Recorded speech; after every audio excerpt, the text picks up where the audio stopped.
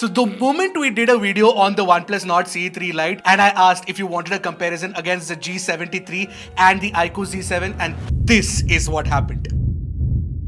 So of course, as usual, your wish is my command. And in this video, I'm going to do a detailed comparison between these three phones to find out which one should you buy under rupees 20,000. Of course, these have all launched in 2023 itself. If you are here for the very first time, I'm Arshad, you're watching Trakin Tech English. Let the battle begin. Let's start off by understanding the difference in the build quality and the dimensions. See, the Nord CE3 Lite is the biggest phone of the three, followed by the Moto G73 and the iQOO Z7. And that's also primarily because the CE3 Lite has the largest 6.72-inch display compared to 6.5 on the Moto and 6.38 on the iQOO Z7. iQOO Z7 is of course the smallest, the lightest and the thinnest phone of the three, and I think that the in-hand feel of this phone is the best as well. The CE3 Lite is unabashedly big and the G73 falls somewhere in between. As for the ports and button situation, like I've mentioned in my previous videos, budget phones these days offer a headphone jack and a memory card slot as well. All the three phones have a hybrid SIM slot, which means that you'll have to remove one of the nano SIM cards to actually replace that with a memory card. Of up to 1 TB support is possible on all three phones. And apart from that, you get a Type-C 2.0 port at the bottom. One thing that's different is the iQOO Z7 only has a single speaker, whereas both Moto and OnePlus offer a stereo speaker setup along with Dolby Atmos support as well. Of course, both these phones, thanks to the stereo speaker setup, get a spatial separation and they sound better than the iQOO Z7 as well. So when I heard them side by side, the OnePlus definitely offers slightly louder, dynamic and richer sound compared to Moto, but Moto was also very good. The best sounding stereo speaker phone under 20,000 right now is the OnePlus Nord CE3 Lite. And take a listen for yourself and let me know if you agree with my assessment or not.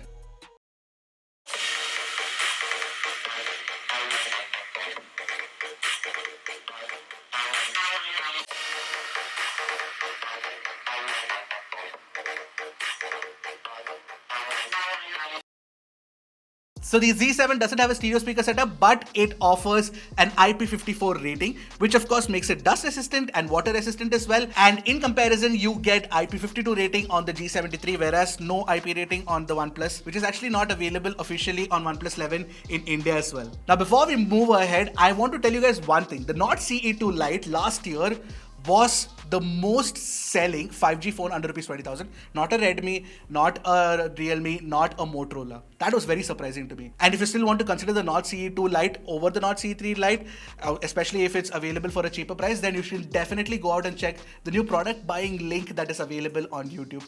Check it out. Now, looks of phones are very subjective. Some people like certain designs, some other people like different kinds of designs. But what I generally like between these three phones is the Nord CE3 Lite's glossy pastel lime finish. It looks very good. If you actually check this out in an offline store, you're gonna like it. And secondly, I do like this very polished design of the Z7 as well, because you've got this very X50, X60 series look with that, camera module as well. It looks very, very good. Moto in comparison looks more professional. It's not funky. It looks good, and some people might prefer this design as well. What I like about the Moto is the controlled camera module that is there out here. It's not very big and it's not like those two rings that are there on OnePlus, which some people don't like. So in terms of looks, which phone would you prefer? Let me know in the comment section below. Now, if you've come this far and if you like the kind of content that we make, I would love your support. So don't forget to hit the subscribe button and the bell icon right next to it to get notified whenever we put out an awesome new tech video. Now let's talk about the displays. On the Moto and OnePlus, you get an IPS LCD panel on both. Of course, OnePlus has a bigger display compared to Moto, but you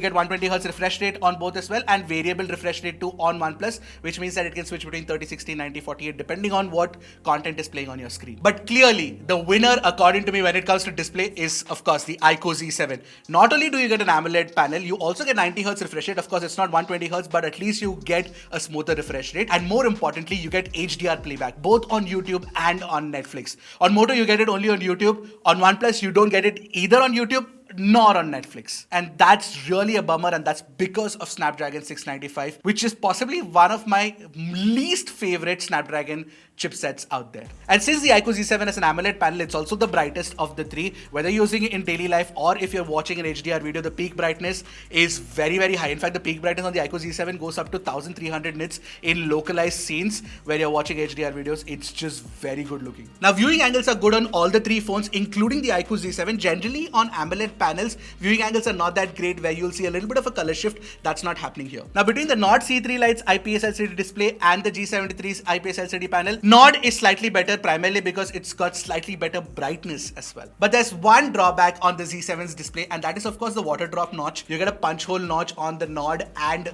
Moto G73, which is not available here. Honestly though, I'd much rather have AMOLED with great technicalities as opposed to something as vain as a water drop over a punch hole. I'm okay with the punch hole if I get such a good AMOLED panel. Also, since the iQOO Z7 has an AMOLED panel, you get an in-display fingerprint scanner, and iQOO's in-display fingerprint scanner is very fast, okay? Now because it's a budget phone, some might wonder that it's not that great, but it's genuinely very good. In fact, it's comparable to the side-mounted fingerprint scanner on the Moto and OnePlus as well. One thing that's missing on the OnePlus, because it's a budget Nord phone, is of course the alert slider, but then again, I mean, in this price category, there is no phone that offers an alert slider. In fact, it's only OnePlus, that's why we are asking for it, but it's something that is missing for sure. Now talking about glass protection, there's Dragon Trail glass protection on OnePlus, Short Sensation on Vivo, and Panda glass protection on Moto. You know what, honestly, I don't know how good or how effective these are at protecting your display from scratches and falls. In fact, I think I should do like a test video to figure out which one's good. Now haptic feedback on phones in this price category are gently soft, so don't expect anything great. Alright, let's talk about the cameras, which is something that requires testing for you to figure out which one is good. So I'm not going to talk too much about the specs. It's there on the screen right now for you to see. Take a look at it, pause, if you want to see the differences, but I'll get down to the pictures directly. So with the primary camera, the sharpness and details of fine textures at 100% crop is equally good on the iQOO Z7 and the Moto G73, but the Nord C3 Lite doesn't match up. As for the color accuracy, G73 is the best. It's most natural looking, followed by Nord and the iQOO Z7. Now the iQOO Z7 of course is slightly oversaturated when you look at the reds in this picture especially.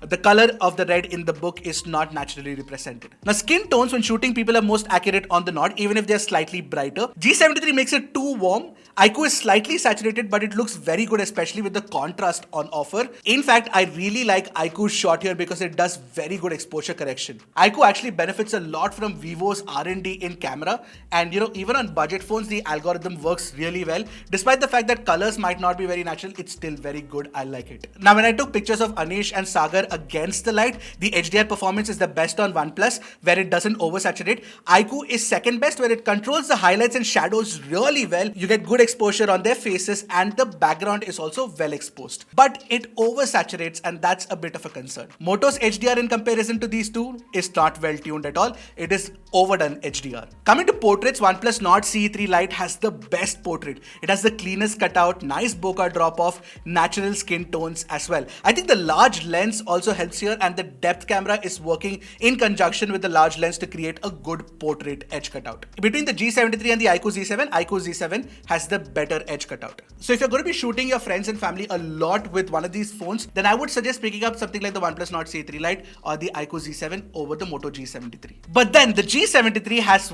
one ace up its sleeve, and that is that extra ultra-wide angle camera. In fact, the ultra-wide angle camera is fairly sharp for a budget phone, and the color science consistency between the primary camera has been fairly well maintained too, so kudos to Motorola on that. Also, one of the things that I noticed is that in night mode, you do not get the option to switch to the ultra-wide, but when you use the photo mode and shoot an ultra-wide shot in low light settings, then you will notice that there is an auto night mode which fires, and you get decent enough ultra-wide angle low light shots. But more importantly, this ultra-wide also doubles up as the macro camera, so you get far more resolution, far better depth compared to the 2MP macro camera that's there on the OnePlus. iQOO doesn't have a macro camera. Now moving on to low light pictures using the primary camera, iQOO Z7's primary camera has been tuned so well, you zoom in 100% and you will see it is the sharpest of the three. Between the OnePlus and Moto though, it is however a tie. Now if you're looking at colors in low light, they are more accurate on Moto and OnePlus, but Z7's night mode algorithm is leagues better even if the colors are inaccurate. In low light selfies, again, the Z7 is superb. I didn't even fire the night mode because the night mode makes it way worse. There's an AI night mode that makes it look extremely white. Here, actually, you know what? Take a look at it. Now going back to the regular selfie using the iQOO Z7, the Z7 captures natural skin tones and sharp details as well. And the Nord C3 Lite in comparison, the only problem is the red skin tone, but otherwise it looks good too. Alright, finally talking about video recording using these three phones, and only the iQOO Z7 offers 4K 30fps video recording, and that's because of course Dimensity 920 inside it supports it. However, at 1080p, you get 60fps video recording on iQOO, and you get 60fps video recording on Moto as well. On OnePlus, you only get 30 FPS. When you compare the three, the sound recording is best on the iQOO and OnePlus, but stabilization, video quality, HDR, all of that is best on iQOO. Recording a video using the Moto and iQOO Z7 at 1080p 60 FPS. Recording a video using the Moto and iQOO Z7 at 1080p 60 FPS. The best video quality possible on OnePlus is 1080p 30 FPS. So my pick would be iQOO for video recording, followed by OnePlus and then Moto. Yes, Moto offers higher frame rates at 60 FPS, but OnePlus's quality at 30 FPS is better, especially the sound recording is just way better. On front camera video recording, all these three phones are weirdly placed. They have, 1080p 30 FPS available, but at 1080p 30 FPS, you get stabilization only in Moto. You do not get it on iQOO and OnePlus. Having said that, iQOO and OnePlus make up for the lack of stabilization with far better sound recording, way better than Moto, which didn't do great sound recording even using the primary camera on the rear. So what do you value more? Stabilization or sound quality? Let me know in the comment section below, and let me know which one did you like for front camera video recording. So for camera performance, the best would be iQOO Z7 because of course it has great picture quality even if it has only one usable primary camera on the rear. But of course Dimensity 920's ISP comes in handy. And secondly, I would choose the Moto G73 despite the fact that OnePlus does beat it in many occasions, but the G73 has an ultra wide and that ultra wide doubles up as a macro, so versatility wise it is the best of the three. So yeah, people who want more cameras for under rupees 20,000,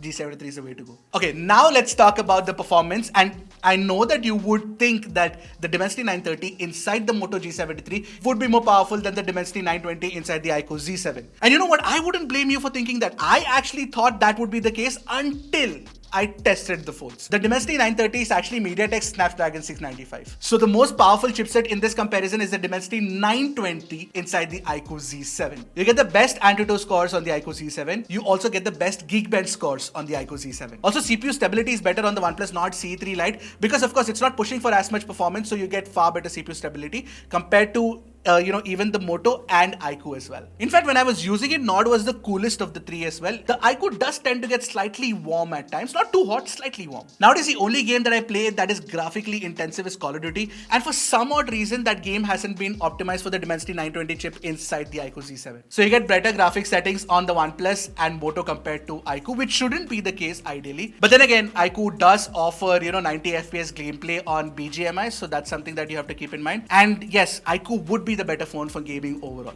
Also, for daily performance, the Dimensity 920 is far smoother because it is able to handle the 90Hz smooth refresh rate with ease. There is no stutter whatsoever. In comparison, on OnePlus and Moto, I did face a few stutter once in a while. On Moto, that happened way too often. On OnePlus, it is not as stuttery, but it does sometimes lag. Overall, I would say Z7 is the best phone for performance, followed by OnePlus and then Moto. Alright, let's talk about the battery. You get a 5000 mAh battery inside Moto and OnePlus, whereas iQOO has a 4500 mAh battery because it's a slimmer phone. And OnePlus also has the fastest charging speed of the 367 watt compared to 44 watt on iQOO and 30 watt on Moto. So you can charge the Nord in under 40 minutes, you can charge the iQOO in under 50 minutes, and Moto will take about 1 hour 5, 1 hour 10 minutes to charge fully. So best battery performance technically would go to CE3 Lite. Alright, let's talk about the call quality. Superb call quality on all the three phones. The earpiece actually functions really well. And nowadays I haven't seen a lot of phones that struggle with call quality, with bad earpiece quality as well. So that's a good thing. Now I'm not getting into the band support. All that you need to see is N77 and N78 bands. They're supported by all the three phones, but if you want to know which one has the most number of band support, then that would be Moto G73. Now coming to the most important thing. In the budget range, I think apart from the camera, what will make or break your buying decision would be the software experience. Thankfully, you get Android 13 out of the box on all the three phones, but you get the promise of 2 years of software updates and 3 years of security updates only on 2 phones. And that is OnePlus and iQOO. Moto only promises 1 year. Having said that, Moto's software experience is my favorite because it's clean and it's got such useful features which I've mentioned in my previous Moto G73 review as well. You of course get the awesome Moto actions, but you also get Moto Secure app, you get Moto Family Spaces.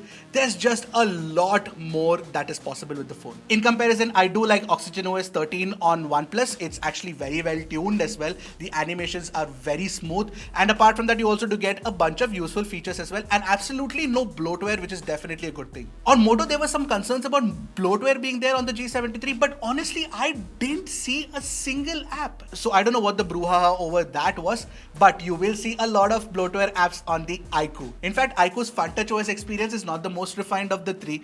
Of course, it's got features and iQOO does give you updates on time, but yeah, software experience is where iQOO lacks. Which is your favorite software experience of the three? Let me know in the comment section below. So finally, the one phone that came out in almost many parameters is the iQOO Z7. It's got the best display, it's got the best performance, and the best camera performance as well of all the three phones. The fact that you get 4K video recording under 20,000 is a rarity, so that itself is a system seller for the iQOO Z7. The only problem is, of course, the software experience, and the battery life is not the best either. But you know what? Honestly, the Moto G73 is not far behind. I like the G73 because it's a well-rounded phone, especially because the software experience is the best on this phone. And at least it matches up to the iQOO Z7 when it comes to camera versatility with that extra ultra-wide angle lens, which can also do macro at such good quality. The only problem on the G73 is that one less year of software update that you will get. So you get only Android 14, not Android 15. Now coming to the Nord CE3 Lite, when I compared it against the Realme 10 Pro in my first review video, of course, it came out on top with flying colors. But now you've got a set of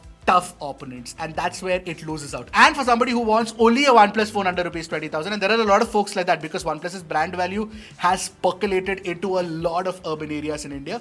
So that way, the OnePlus Nord is fairly well-rounded, but not the best phone under rupees 20,000 for sure. So overall, iQOO Z7 followed by Moto G73 followed by OnePlus Nord CE3 Lite. For me, what would be your choice? Let me know in the comment section below. And that's it from me. I'll see you guys in the next one. Until then, keep tracking and stay safe.